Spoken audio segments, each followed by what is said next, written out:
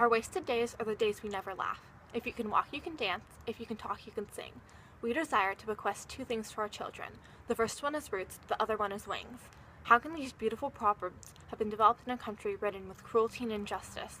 These Sudanese proverbs represent the true culture and beliefs that Sudanese citizens have been taught by their family. Yet the culture and beliefs of Sudan have been oppressed by the reign of rulers who have inadequately received power. With this power being placed in the wrong hands, suffering has been littered across the country as a result of this oppressive government.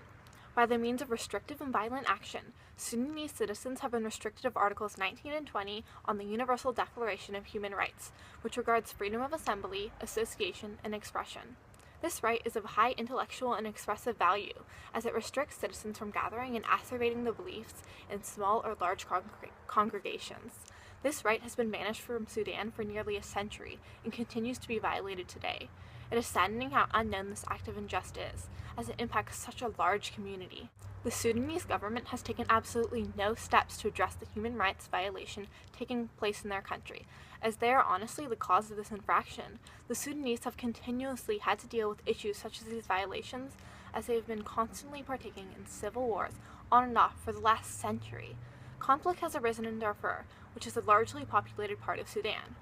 In June 2013, there was a gathering organized by one of the political parties, or traditional opposition political party. Although this was organized by a single party at a known location with a permit, the government still shut down the internet for 8 hours that day. Most recently, evidence suggests that the 24-hour blackout on September 25, 2013 was reportedly directed by government in response to a large protest. Omar provides reliable information, as he had first-hand knowledge of this event and confirmed his suspicions of the government with other primary bystanders. This act of complete and utter control over citizens acts as proof of the powerful actions that the Sudanese government does not shy away from taking in order to protect their government and restrict Articles 19 and Articles 20. The program Telia Sonera works to promote and expand the freedom of expression in even the most limited of countries.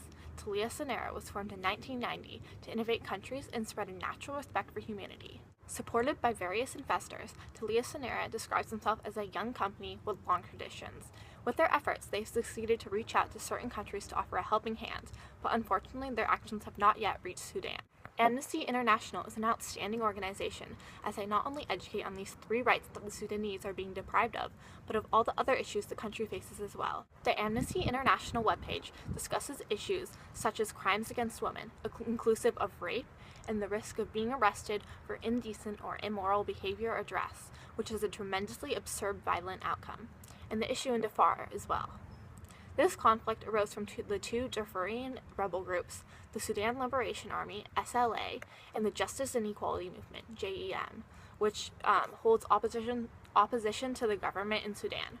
This conflict concerns human rights abuses such as killing, torture, rape, looting, and destruction of property fueled by all parties in the conflict. These abuses are primarily caused by the government and the government's militia. There have been arrest warrants issued by the International Criminal Court for crimes against humanity, war crimes, and genocide.